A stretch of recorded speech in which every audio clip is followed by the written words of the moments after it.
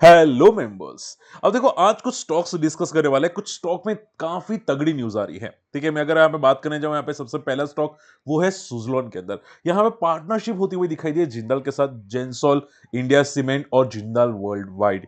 ये सभी stock discuss करने वाले हैं। लेकिन देखो आज के एक वीडियो रख दिया है, अगर नहीं देखे जाके जरूर देखेगा। आई नो, देखो मैच है डेफिनेटली, मैच इंपॉर्टेंट है, सेमीफाइनल है, आई नो। ठीक है, मैं भी देख रहा हूँ यहाँ पे। लेकिन आपको समझाना इंपॉर्टेंट है कि मार्केट में करना क्या चाहिए, क्योंकि देखो फॉलिंग मार्केट में अगर हेजिंग से भी प्रॉफिट होता है, हालांकि आई नो के काफी हद तक कम प्रॉफिट है, ठीक है, लेकिन मेरा कैपिटल अराउंड 6-7 लाख का ही था अप्रोक्सीमेटली। 6-7 लाख की हिसाब से यहाँ पे 9,000 का प्रॉफिट इज इनफ। ठीक है, अगर यहाँ पे मेरा कैपिटल 70-80 या 90 लैक्स होता तो ये प्रॉफिट एक दिन का 90,000 हो जाता। ठीक है, क्योंकि हेजिंग स्ट्रेटेजी है। और आपको अगर सीखना है तो मैंने नेक्स्ट वीडियो में बताऊंगा आपको, डेली वीडियो पार्ट 2 के अंदर। तो वीडियो देखते रहेगा, अगर इंटरेस्टेड है मुझे कमेंट करते रहेगा, ताकि मुझे पता चले कि आपको ऐसी चीजें देखना समझना है कि नहीं। ठीक है, तो मैं आपको बताऊंगा। ओके, चलिए फटाफट स्टार्ट करते हैं, सुजलॉन के बारे में बात करते हैं। देखो सुजलॉन ने यहाँ पे पार्टनरशिप करा है। हालांकि यस्टरडे जो पुल बैक आया था, ठीक है, यस्टरडे मार्केट एक बॉटम बना रहा था। ठीक है, और बॉटम बनाने के बाद सडनली एक न्यूज आ गई, वो भी सुजलॉन पे। अब सुजलॉन पे जो न्यूज आ रही है वो काफी तक पॉजिटिव है। ठीक है, यहाँ पे बहुत बड़ा आप देख सकते हैं, यहाँ पे एक्सपेंशन करता हुआ दिखाई। देखो, company expand its largest CNI order with Jindal renewable by 204 megawatt. यानी कि सुजलॉन अभी, मतलब पहले जो सुजलॉन था ना, एक टाइम पे बहुत पुराना सुजलॉन, जो कंपनी लॉस कर रही थी, कंपनी सस्टेन नहीं कर रही थी, ऐसा लग रहा है अब ये अलग ही सुजलॉन है। ठीक है, मतलब बड़े बड़े प्लेयर्स के साथ जो टाइप करता है या बड़े बड़े ऑर्डर्स ला रहा है, विच इज वेरी रिमार्केबल। ठीक है, हम लोग सुजलॉन को और वारी को शायद कंपेयर भी कर सकते हैं। ठीक है, क्योंकि ये जो बंदा कर रहा है बहुत तगड़ी चीजें कर रहा है। देखो, मैं वारी को कंपेयर करना चाहूंगा। अगर आप सुजलॉन से आप देखोगे यहाँ पे वारी एनर्जीज, ठीक है, यहाँ पे वारी एनर्जीज, ये 60,000 करोड़ की मार्केट कैप का है और सुजलॉन 67,000 करोड़ की मार्केट कैप का है। और गलत भी नहीं है कॉम्पिटिशन, ठीक है, गलत भी नहीं है। अगर आप देखोगे ये बंदा दिसंबर मंथ में 400 करोड़ का प्रॉफिट कर रहा है। वारी एनर्जीज अगर मैं बात करें, जो दिसंबर के अंदर 500 करोड़ का प्रॉफिट करा है, तो प्रॉफिट भी एक रेंज में है। रेवेन्यू आप देखोगे 3,000 करोड़ का रेवेन्यू है। ठीक है, और वारी एनर्जीज का यहाँ पे 3,400 करोड़ का रेवेन्यू है, एक एक क्वार्टर की बात करो यहाँ पे। ठीक है, तो आप सोचो कि सुजलॉन, अगर आपको लगता है कि भाई वारी एनर्जीज 2,000 पे ट्रेड करता हुआ दिखाई देता है, सुजलॉन में क्या इतना दम नहीं है? ठीक है, सुजलॉन में भी दम है। ठीक है, तो ये बंदा भी काफी बड़ा बंदा है और ये जो टाइप्स कर रहा है काफी तक पॉजिटिव है। ठीक है, तो आप रडार पे रखना चाहते हैं सुजलॉन को, डेफिनेटली रख सकते हैं। हालांकि देखो, मैं रिकमेंडेड नहीं करूंगा, मैं ऐसा नहीं बोलूंगा आपको ये कल के कल ट्राई करना चाहिए, कुछ भी नहीं। ठीक है, आप अपने फाइनेंशियल्स को पूछ सकते हैं, लेकिन मैं आपको सिर्फ ये समझा रहा हूं कि ये जो चीजें कर रहा है बंदा, ठीक है, डेफिनेटली पॉजिटिव है। आरओसी आरओई काफी तक पॉजिटिव है। ठीक है, कंपनी का। एंड आप देखोगे डेट फ्री होती हुई दिखाई दी है। सोचो, एक टाइम पे कर्जा आंख फाड़ू कर्जा था, अब पूरा का पूरा कर्जा ये कंपनी समाप्त करने की कोशिश कर रहा है। ठीक है, ऑलमोस्ट डेट फ्री होता हुआ दिखाई दिया है। रिजर्व्स आप देखोगे काफी ट्रेमेंडस रिजर्व्स है कंपनी के पास। ठीक है, एक टाइम पे 11,000 का बोरोइंग था, 11,000 करोड़ का, अभी 200 करोड़ का बोरोइंग रह चुका है। ठीक है, तो बंदा जो ग्रो कर रहा है, मुझे लगता है कि भाई ये बहुत अगले लेवल पे जा सकता है। हालांकि प्रमोटर का स्टेक आप देखोगे सिर्फ 13% का है। अब प्रमोटर अगर यहाँ पे स्टेक बाय करते हैं तो भाई सोने पे सुहागा हो जाएगा। ठीक है, डेफिनेटली। ओके, तो मार्केट में स्टॉक्स में दम है।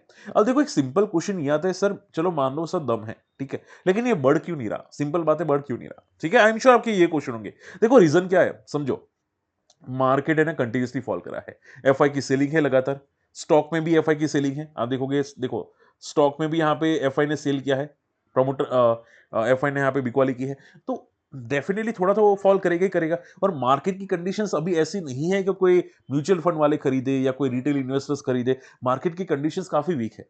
ठीक है, आपको देखो, आपको डेफिनेटली लगता है कि निफ्टी अगर 21,000 जाएगा, ठीक है, आपको लगता है ना, यहाँ पे डाउट हो रहा है कि शायद 21 जा सकता है, तो आपको नहीं लगता कि अगर मान लो निफ्टी गिरेगा तो मिड कैप भी गिरेगा? ठीक है, और अगर मिड कैप गिरेगा तो सुजलॉन भी गिरेगा। ठीक है, तो माइंड, यही माइंड की वजह से स्टॉक बढ़ नहीं रहा। ठीक है, बहुत सारे स्टॉक्स है नहीं बढ़ रहे, अच्छे अच्छे रिजल्ट आने के बाद भी नहीं बढ़ रहे, उसमें से सुजलॉन भी एक है।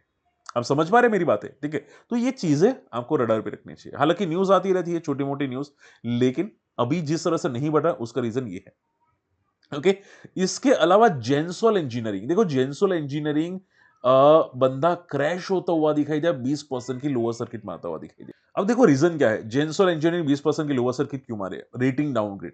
एंड देखो ये छोटे मोटे रेटिंग डाउनग्रेड नहीं है, बहुत बड़े रेटिंग डाउनग्रेड है, और इसकी वजह से कंपनी का स्टॉक पूरा खत्म हो चुका है। अब देखो रेटिंग डाउनग्रेड तो हर स्टॉक्स में आते हैं, रिलायंस में भी आए थे, या टाटा पावर में भी आए थे, टाटा मोटर्स में भी डाउनग्रेड आए थे, ठीक है। लेकिन स्टॉक कोई लोअर सर्किट नहीं मारा, ये क्यों मारा? देखो ध्यान से समझो ये क्यों मारा, क्योंकि डाउनग्रेड अलग तरह से हुआ है। कंपनी ने डेट इतना तगड़ा लिया है, इतना तगड़ा लिया है कि अभी डेट को हैंडल ही नहीं कर पा रहा है। देखिए जेंसोल इंजीनियरिंग डेट को हैंडल नहीं कर पा रहा है, और इसकी वजह से क्या हो रहा है, डिफॉल्ट करने की पॉसिबिलिटी दिखाई दे रही है। देखो यहाँ पे long term and short term की जो बैंक फैसिलिटीज है, यानी कि जो डेट लिया है शॉर्ट टर्म के लिए, लॉन्ग टर्म के लिए, उसको हैंडल ही नहीं कर पा रहा है, और हो सकता है कि यहाँ पे ये डिफॉल्ट करता हुआ भी आपको दिखाई दे सके, ठीक है। और इसी की वजह से जो लोन चुका नहीं रहा है, कुछ आई थिंक बीच में लोन भी मिस हुए थे कंपनी के, लोन कुछ स्किप हुए थे, तो ये जो लोन नहीं चुका है इसकी वजह से स्टॉक क्रैश होता हुआ दिखाई दिया। अब देखो बंदे के रिजल्ट बहुत अच्छे आ रहे हैं, डेफिनेटली अच्छे रिजल्ट आ रहे हैं। आप देखोगे 18 की पी पे ट्रेड कर रहा है, आप पूछोगे सर क्या स्टॉक खराब है? देखो सिंपल बात है, आपको अगर 18 के पी अच्छा लगता है, आप देखो यहाँ पे रिजल्ट भी अच्छे आ रहे हैं, डेफिनेटली बाय 23 करोड़ का प्रॉफिट, 27 करोड़ का प्रॉफिट, ये सब कुछ आपको अच्छा लगता है, डेफिनेटली, ठीक है। लेकिन आप ये सोचो कि इतने अच्छे रिजल्ट आने के बाद कंपनी का प्लेज 81% है, 81% का शेयर होल्डिंग प्लेज पे है, ठीक है। उसके अलावा देखो यहाँ पे, उसके अलावा भी देखो बोरिंग्स, देखो यहाँ पे कंपनी की बोरिंग्स 1300 करोड़ है, और कंपनी के पास रिजर्व सिर्फ 500 करोड़ के रिजर्व है, ठीक है। बोरिंग्स ज्यादा है एज कंपेयर टू रिजर्व, और कंपनी लोन चुका नहीं पा रही है, ठीक है। तो ये बहुत सारी चीजें जो आपको समझनी चाहिए, इतना इजी मत समझो इसको। हालांकि आपको लगेगा भाई प्रोमोटर स्टेक इंक्रीज कर रहे हैं, भाई एफआई देखो, एफआई ने तो स्टेक ऑलमोस्ट खत्म कर दिया, ठीक है। और यहां पे जिस तरह से न्यूज आ रही है कि भाई यहां पे लोन नहीं चुका रहा है, ये कभी भी डिफॉल्ट कर सकता है, और अगर मान लो डिफॉल्ट करेगा तो मतलब एक रिजल्ट ऐसा आएगा जिसमें यहां पे तगड़ा लॉस होगा, ठीक है। आपको लगेगा भाई अभी प्रॉफिट कर रहा है, लेकिन एक ऐसा रिजल्ट आएगा जहां पे तगड़ा लॉसेस होगा। ऐसा ऐसा बहुत सारी पुरानी कंपनीज में हुआ है। फर्स्ट टाइम सुजलॉन भी एक ऐसा ही था, जहां पे सडनली रिजल्ट नेगेटिव आ गए थे, ठीक है। अगर हम लोग पुराने रिजल्ट अगर कंसीडर करने जाए सुजलॉन के, ठीक है, तो एक ऐसा सडनली ऐसा कुछ आया था कि यहाँ पे कंपनी ने लॉस तगड़ा पेश किया था, ठीक है। तो ऐसा रिजल्ट आने की भी पॉसिबिलिटी दिखाई दे सकती है, ओके। और इसी की वजह से जेंसोल का स्टॉक आपको लोअर सर्किट मारता हुआ दिखाई दिया, ठीक है। तो देखो अगर कोई स्टॉक लोअर सर्किट मारे बेस्ड ऑन द रेटिंग्स, तो थोड़ा कॉशियस रहना चाहिए। मैं ऐसा नहीं, मतलब आपको लगेगा भाई हाँ हाँ यहाँ पे अपॉर्चुनिटी है, प्रोमोटर के स्टेक ही देख लो, ठीक है। तो अपॉर्चुनिटी मत देखो उसको, ओके। पहले समझो कि क्या हुआ है, बात है क्लियर। चलिए उसके अलावा अगर बात करें इंडिया सीमेंट, आज इंडिया सीमेंट में काफी तगड़ी तेजी थी। मैं यहाँ पे इंडिया सीमेंट बात करें 15% जाता हुआ दिखाई दिया। रीजन क्या था तेजी का, तो एक स्टेटमेंट आया था जिसकी वजह से पूरा सेक्टर पॉजिटिव था, हालांकि सबसे ज्यादा इंडिया सीमेंट। और न्यूज ये थी कि यहाँ पे अल्ट्राटेक सीमेंट ने आउटलुक बहुत स्ट्रांग रखा है। मैंने कुछ डालमिया भारत का भी स्टेटमेंट देखा था, जो सीमेंट कंपनीज है, ठीक है। उन्होंने भी क्या क्लियर बोला था कि सीमेंट सेक्टर में डिमांड काफी तगड़ी है, और यहाँ से ग्रोथ अभी क्लियर कट दिखाई दे रही है, ठीक है। तो ये जो आपको इंडिया सीमेंट दिखाई दे रहा था, वो नीचे की लेवल से काफी तगड़ा बाउंस बैक करता हुआ दिखाई दिया, ओके। लेकिन क्या ये जस्टिफाई है? ठीक है, सिंपल आंसर, क्या जस्टिफाई है? तो मैं आपको बोलूंगा देखो डिफिकल्ट है इसको जस्टिफाई करना, ठीक है। क्योंकि स्टॉक लगातार 2 क्वार्टर से नेगेटिव, या 3 क्वार्टर से कंपनी लॉस पेश करी है, which is very very negative, ठीक है। तो जो लॉस मेकिंग कंपनी हो उसको आप सोचो कि भाई लॉन्ग टर्म में ये बंदा कुछ करके दिखाएगा, सर 15% ऊपर गया क्या पॉजिटिव है, ठीक है, उसको ऐसा मत सोचो, ठीक है। मेरे पास बहुत सारे रीजन है कि आपको समझाऊंगा 15% ऊपर जाते हैं, ठीक है। False pull back, fake pull back होते हैं, वो मैं आपको अभी समझाऊंगा करंट वीडियो में, ठीक है। लेकिन उसको पॉजिटिव मत समझो कोई एंगल पे, ठीक है। अगर लॉस मेकिंग कंपनी है उसको प्रॉब्लम क्रिएट हो सकती है, उसके रिस्क बढ़ सकती है, ठीक है।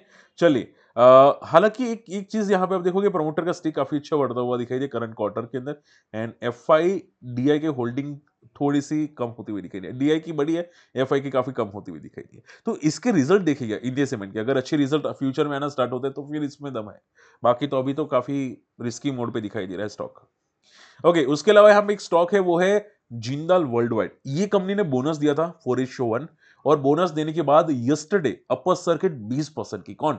जिंदाल वर्ल्ड वाइड 20% की अपर सर्किट, ठीक है। लेकिन जैसे कि मैंने बोला कि फॉलिंग मार्केट में आज मान लो स्टॉक ऊपर है, कल नीचे भी गिर सकते हैं, वो भी 4-5%, ठीक है। यस्टरडे एनएच का स्टॉक था, नारायण हृदयालय, ठीक है, 12-13% ऊपर था, और आज देखो 3-4% नीचे है, ठीक है। Yesterday Jindal world wide 20% upper circuit था, आज देखो 12% की लोअर सर्किट, 12% फॉल करता हुआ दिखाई दिया, ठीक है?